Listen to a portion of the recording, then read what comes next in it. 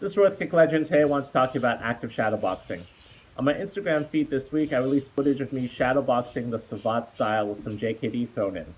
Please follow the Instagram account, the Facebook page, the YouTube channel, subscribe, like, comment, spread the word. The more participation the channel has, the easier it is for me to convince great martial artists and other channel owners to work with me and present to you original and interesting content to keep you motivated and engaged. A lot of this channel's purpose is to bridge the gap between sport and art, which at its highest levels are very much the same thing, but we can often let one side slide, our conditioning or our sparring, or concentrating too much on techniques that are comfortable rather than expanding and growing our art. Now, in this style of shadowboxing, the primary concern is to keep moving, right? I'm constantly angling out, switching my footwork, moving in and out. But beyond that, I'm against an imagined opponent and I'm doing mainly three things.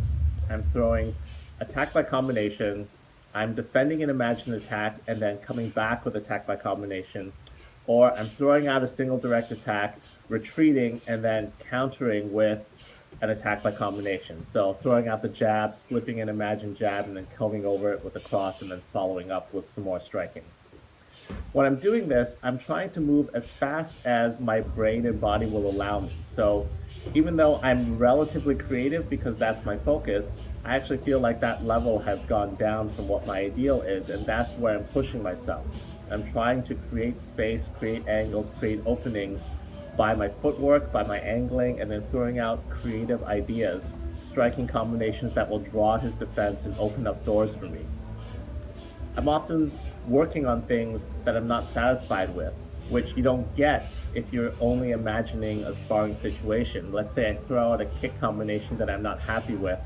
I can just do it again, taking advantage of the shadowboxing format. Or I can throw variations of the same idea. Maybe I threw crescent kick and then followed with round kick, and then I realized, oh, I can also follow up with side kicks. So I just throw it twice in a row, letting these ideas work through my head, and then it will come out in the practice of my art because I've gotten a lot of reps in at a high velocity where I don't have the luxury to work it out like I do in a more relaxed paced shadow boxing or just technique drilling.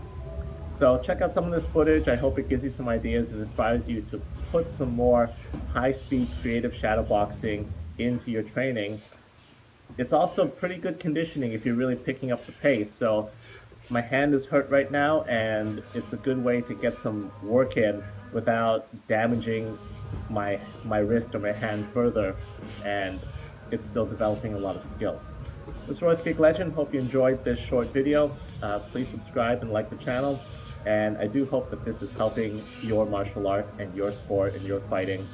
Keep your chin down, elevate your striking.